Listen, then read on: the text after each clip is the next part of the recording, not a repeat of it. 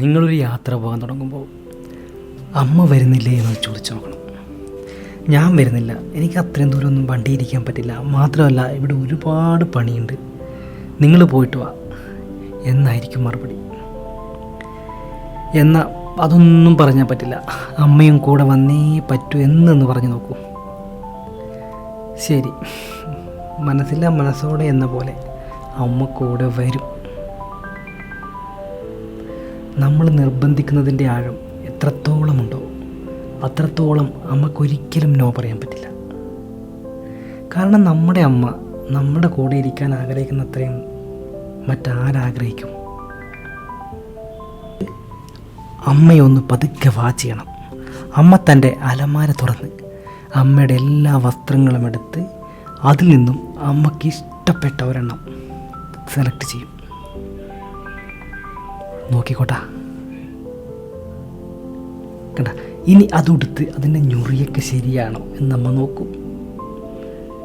ഒരു ചെറിയ പുഞ്ചിരിയോടുകൂടി അമ്മ ഇനി തൻ്റെ പേഴ്സ് എടുത്ത് അതിനകത്തിട്ട് കയ്യിലുള്ള കാശെല്ലാം വെച്ച ഭദ്രമായി അടച്ച് അത് തോളത്തേക്കിടും. അമ്മ പതിയെ നമ്മുടെ കൂടെ വരും. കാരണം അമ്മ ആഗ്രഹിക്കുന്നുണ്ട് നമ്മൾ ഓരോരുത്തരും നമ്മുടെ ഓരോ യാത്രയിലും അമ്മയെ നമ്മളോട് കൂട്ടാൻ. നമ്മളെ അമ്മ കൈപിടിച്ച് ഓരോ സ്ഥലത്തും കൊണ്ടുപോയ ആ കാലത്തിലേക്ക് ഇപ്പോൾ നമ്മൾ അമ്മയെ കൈപിടിച്ച് കൂടെ കൊണ്ടുപോവുകയാണ്.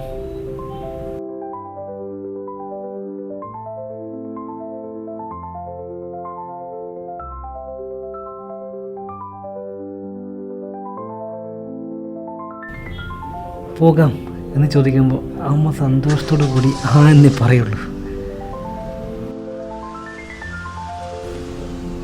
പുറം ലോക കാഴ്ചകളെല്ലാം തന്നെ ഒരു കൊച്ചു കുട്ടിയെ പോലെ അതിശയത്തോടെ ആയിരിക്കും അമ്മ നോക്കുന്നത്.